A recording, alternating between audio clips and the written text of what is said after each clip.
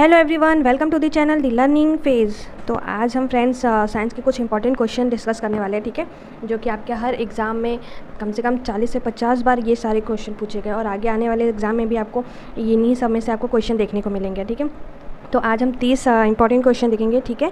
तो अगले वीडियो में हम जो है बाकी के जो और भी क्वेश्चंस हैं साइंस के जितने भी हैं, तो मैं एक सीरीज़ बना दूंगी साइंस के जो इंपॉर्टेंट क्वेश्चन जो कि हर एग्ज़ाम में पूछे गए हैं, ठीक है। तो वो सारे आपको इन्हीं वीडियो में मिल जाएंगे और फिर इससे बाहर आपको कुछ अलग पढ़ने की ज़रूरत नहीं है। सारे इंपॉर्टेंट क्वेश्चन जो है आप 2-4 वीडियो में आएंगे, ठीक है। 30-50 ऐसे करके क्वेश्चन वो सारे आप देख लेंगे तो आपके हर एग्ज़ाम में जो है बहुत ही यूज़फुल रहेंगे। सारे क्वेश्चन इन्हीं में से आते हैं। ये चलिए तो हम स्टार्ट करते हैं आज का वीडियो हमारे साइंस के जो 30 मोस्ट इंपॉर्टेंट क्वेश्चन, ठीक है। तो चलिए इसमें हम सबसे पहला क्वेश्चन देख लेते हैं कि कौन सा विटामिन जल में घुलनशील होता है। तो यहाँ पे हम देख लेते हैं कि इसका आंसर हो जाएगा कि विटामिन बी और विटामिन सी जो है वो जल में घुलनशील होते हैं। तो यहाँ पे दो टाइप के हमारे जो हैं वो विटामिन होते हैं। एक जल में घुलनशील विटामिन होता है और दूसरा होता है हमारा वसा में घुलनशील, ठीक है। वसा में घुलनशील विटामिन होता है। तो जल में घुलनशील विटामिन बी और सी हो जाएगा। तो और वसा में घुलनशील विटामिन होता है यहाँ पे ए, डी, ई और के, ठीक है। ये होता है, इसको हम शॉर्ट में लिख सकते हैं कीड़ा, ठीक है। के, ई, डी और ए। इसको याद करने के लिए हम इसको ऐसे याद कर सकते हैं कीड़ा, ठीक है। तो जो वसा में घुलनशील विटामिन होते हैं वो हमारा होता है कीड़ा और जो जल में घुलनशील विटामिन होता है वो होता है विटामिन बी और विटामिन सी, ठीक है। तो नेक्स्ट हम देख लेते हैं हमारा क्वेश्चन। नेक्स्ट है कि किस विटामिन में कोबाल्ट धातु पाया जाता है। तो सबसे पहले हमने देखा था कि विटामिन जो है यहाँ पे विटामिन जल में घुलनशील और वसा में घुलनशील विटामिन होता है, ठीक है। और यहाँ पे दो तरह के होते हैं, ठीक है। तो यहाँ पे जो विटामिन B12 होता है ये होता है हमारा कोबाल्ट धातु इसमें पाया जाता है। B12 में कोबाल्ट धातु पाया जाता है। सबसे पहले देख लेते हैं कि जो विटामिन है इसकी खोज किसने की थी। इसको किया था सी फंक ने। इसकी खोज किसने की थी, इसको नाम दिया था सी फंक ने, ठीक है।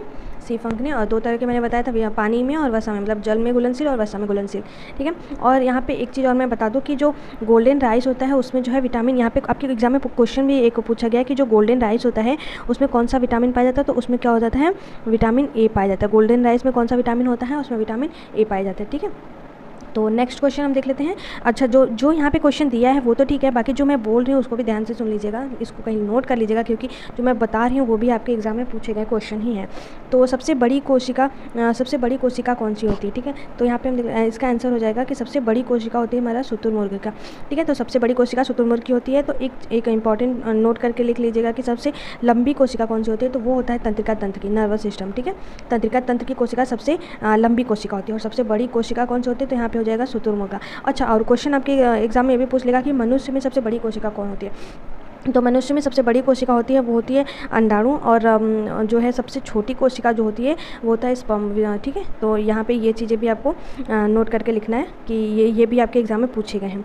नेक्स्ट हम क्वेश्चन देख लेते हैं यहाँ पे कि कौन सी धातु है जो कि कमरे के तापमान पर द्रव अवस्था में होती है। तो वो होता है हमारा जो द्रव अवस्था में होती है वो होता है ब्रोमीन, ठीक है। तो ब्रोमीन होता है द्रव अवस्था में। और यहाँ पे एक नोट करके ये भी लिख लीजिएगा कौन सा धातु कमरे के तापमान पर द्रव अवस्था में। यहाँ पे अधातु है, अधातु जो ब्रोमीन होता है, और धातु में जो होता है वो पारा होता है, Hg होता है, ठीक है। पारा Hg होता है, ये जो है उसमें द्रव अवस्था में होता है, इसी को मरकरी भी बोलते हैं, ठीक है। इसी को हम मरकरी बोलते हैं। अच्छा, ब्रोमीन का यहाँ पे हम देख लेते हैं, इसका ये नॉन मेटल होता है, इसको Br से लिखते हैं, Br। और इसका परमाणु क्रमांक होता है 35, ठीक है। इसका परमाणु क्रमांक हो जाता है 35। नेक्स्ट हम क्वेश्चन देख लेते हैं। नेक्स्ट क्वेश्चन हो जाएगा यहाँ पे कि जीव द्रव्य, यहाँ पे प्रोटोप्लाज्म का नामकरण किसने किया था। जीव द्रव्य प्रोटोप्लाज्म का नामकरण किसने किया था। तो इसका आंसर हो जाएगा पुरकिंजे ने जो है प्रोटोप्लाज्म का नामकरण किया था। तो इन्होंने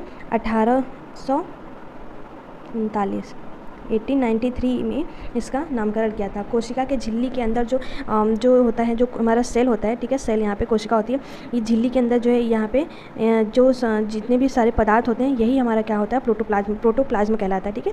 यही जीव द्रव्य कहलाता है। नेक्स्ट क्वेश्चन हम देख लेते हैं कि प्रोटीन की फैक्ट्री किसको बोलते हैं। प्रोटीन की फैक्ट्री जो है राइबोसोम को बोलते हैं। प्रोटीन की फैक्ट्री, यहाँ पे प्रोटीन की फैक्ट्री किसको बोलते हैं, राइबोसोम को हम प्रोटीन की फैक्ट्री बोलते हैं।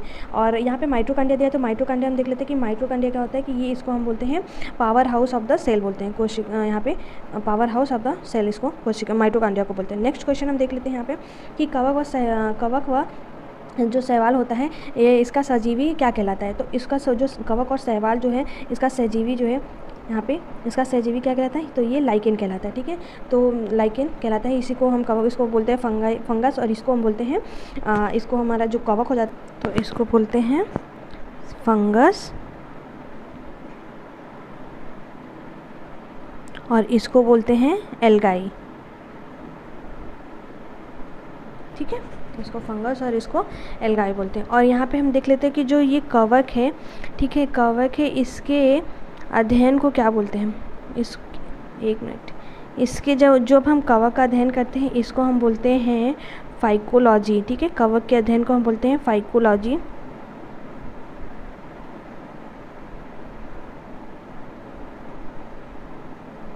और जो शैवाल होता है इसके अध्ययन को हम बोलते हैं माइकोलॉजी, ठीक है।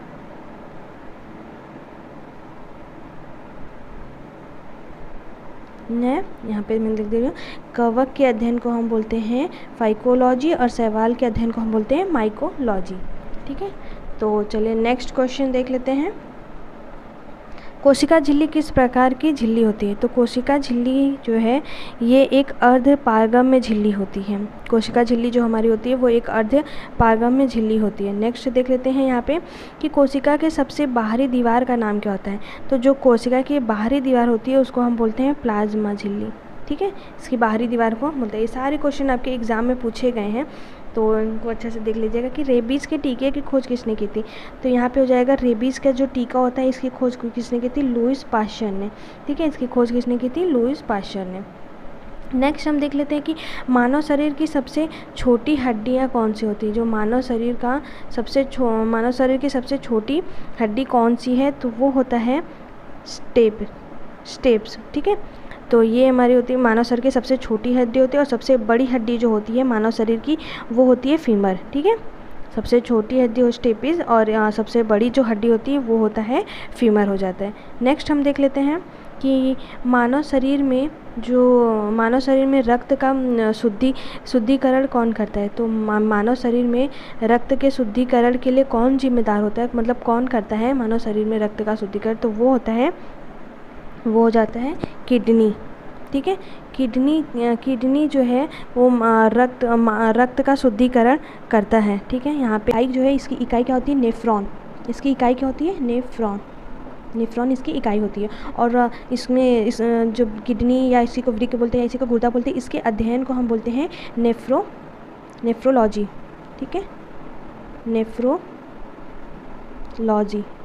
इसी के अध्ययन को हम बोलते हैं नेफ्रोलॉजी। और जो है इसकी इकाई होती है नेफ्रॉन, इसी के अध्ययन में को हम बोलते हैं नेफ्रोलॉजी। और जो किडनी में जो पत्थरी होती है, पत्थरी का रासायनिक नाम क्या होता है, उसका रासायनिक नाम हो जाता है कैल्शियम ऑक्जिलेट, उसका रासायनिक नाम हो जाएगा कैल्शियम ऑक्जिलेट, ठीक है। तो ये सारी पॉइंट आप नोट करके लिख लीजिएगा, आपके एग्जाम में ये सारे क्वेश्चन भी पूछे गए हैं। नेक्स्ट हम देख लेते हैं कि पादपों में कोशिका भित्ति किसकी बनी होती है, तो पादपों में कोशिका भित्ति जो है वो सेल्यूलोज की बनी होती है। नेक्स्ट हम देख लेते हैं क्वेश्चन यहाँ पे कि कोशिका की ऊर्जा मुद्रा किसे कहते हैं, तो कोशिका की ऊर्जा ग्रह किसको बोलते हैं, तो वो होता है वो एटीपी। तो एटीपी को जो है कोशिका का ऊर्जा ग्रह बोलते हैं। और इसका फुल फॉर्म मैं बता दूं, एटीपी का फुल फॉर्म होता है एडिनोसिन ट्राईफॉस्फेट, ठीक है। एडिनोसिन ट्राईफॉस्फेट इसका फुल फॉर्म होता है। और इसी को जो है powerhouse of the cell कहते हैं, माइटोकॉन्ड्रिया को, ठीक है। मैंने बताया था कि माइटोकॉन्ड्रिया को powerhouse of the cell कहते हैं। माइटोकॉन्ड्रिया की खोज किसने की थी, तो इसकी खोज माइटोकॉन्ड्रिया की खोज किसने की थी, अल्टमैन ने माइटोकॉन्ड्रिया की खोज की थी।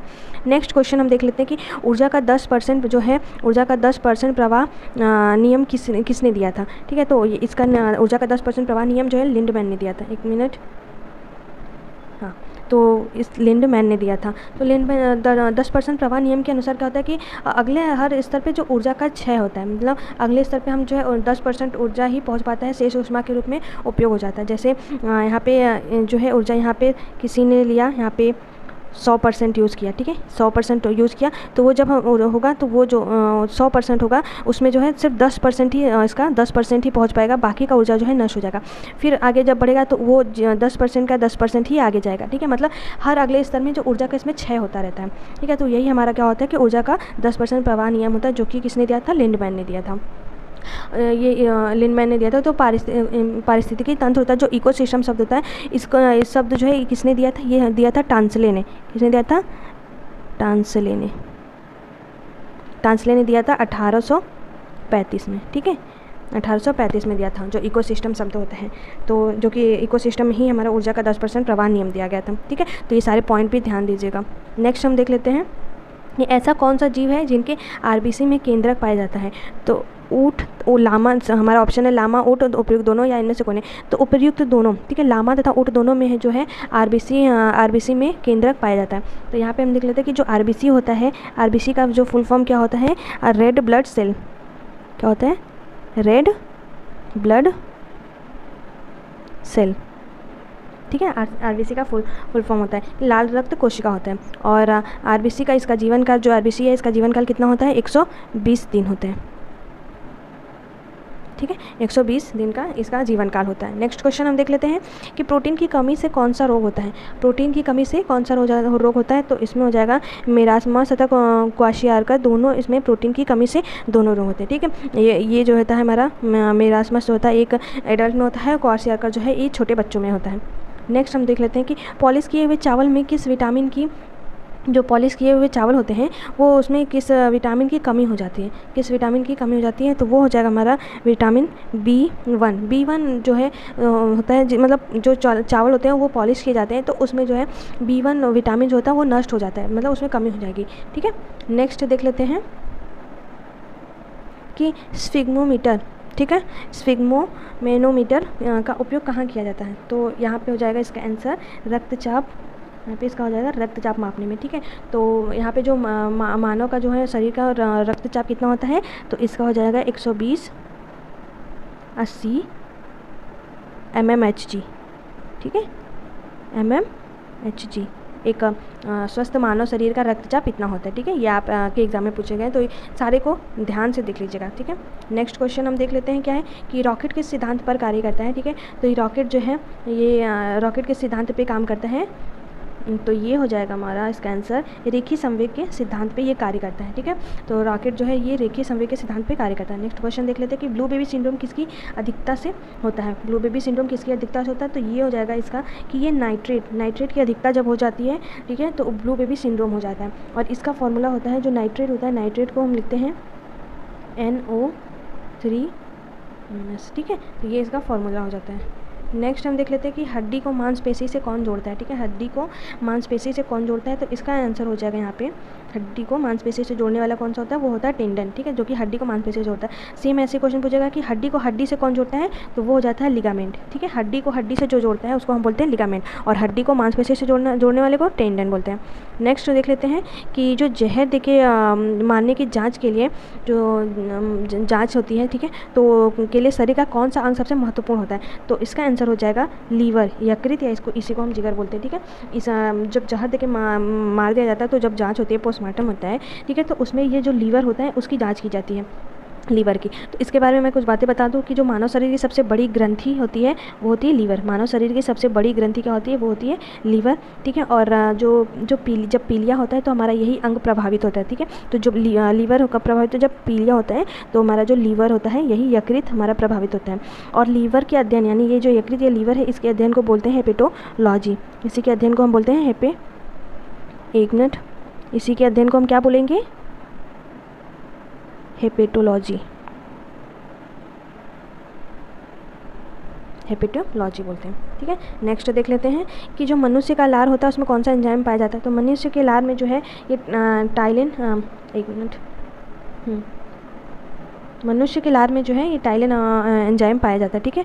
नेक्स्ट हम देख लेते हैं कि मलेरिया का रोग कारक क्या होता है। मलेरिया का रोग कारक क्या होता है। तो मलेरिया का यहाँ पे रोग हो जाए प्लाज्मोडियम प्रोटोजोआ की वजह से मलेरिया होता है, ठीक है। तो मलेरिया रोग की खोज किसने की थी, तो मलेरिया रोग की खोज किसने की थी, रोनाल्ड रॉस ने, ठीक है, रोनाल्ड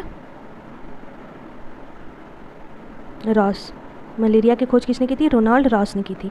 और मलेरिया में कौन सा अंग प्रभावित होता है, आपसे एग्जाम में ये भी पूछते हैं कि मलेरिया जब होता है उसमें कौन सा अंग प्रभावित होता है। तो उसमें प्लीहा, या इसी को स्प्लीन या लीवर इसी को बोलते हैं, ठीक है, वो प्रभावित होता है, ठीक है। तो यहाँ पे जो मलेरिया होता है, तो मलेरिया में एक क्यूनेन होता है, उसकी दवा जो है मलेरिया में क्यूनेन की छाल जो होती है उसी से मलेरिया की दवा बनाई जाती है।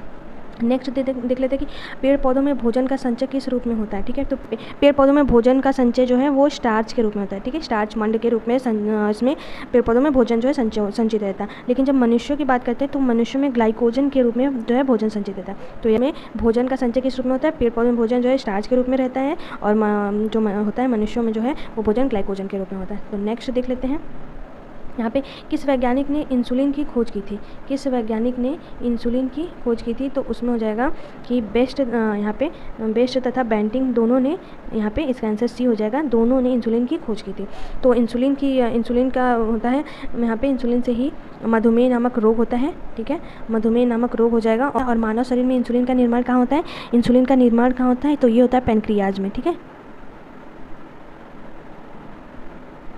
पेनक्रियाज में, या इसी को हम बोलते हैं अग्न्याशय, अग्नाशय। ठीक है, इसी में जो है इंसुलिन का निर्माण होता है। नेक्स्ट क्वेश्चन देख लेते हैं कि भूख, प्यास, प्यार और नफरत का केंद्रक जो है वो क्या होता है। तो यहाँ पे हो जाएगा हाइपोथैलेमस इसका आंसर, जो कि हमारे मस्तिष्क का एक भाग है जो कि कंट्रोल करता है भूख, प्यास, प्यार और नफरत का। ठीक है, नेक्स्ट हम देख लेते हैं कि दूरी की सबसे बड़ी इकाई क्या होती है। तो दूरी की सबसे बड़ी इकाई होती है पार्सेक।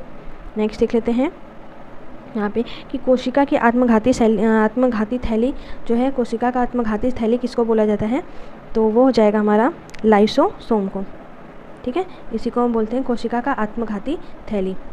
तो आपको 30 क्वेश्चन हो गए। तो आई होप आपको चीज़ें अच्छी लगी हो। ठीक है, वीडियो पसंद आई हो तो प्लीज़ लाइक, शेयर और सब्सक्राइब करें। ठीक है, और ऐसे वीडियो को देखना आगे अगर पसंद करना चाहते हैं तो प्लीज़ सब्सक्राइब कर ले, और बेल आइकन को प्लीज़ क्लिक कर दे ताकि आने वाले जो नोटिफिकेशन आपको मिल सके। ठीक है, तो थैंक यू फॉर वॉचिंग।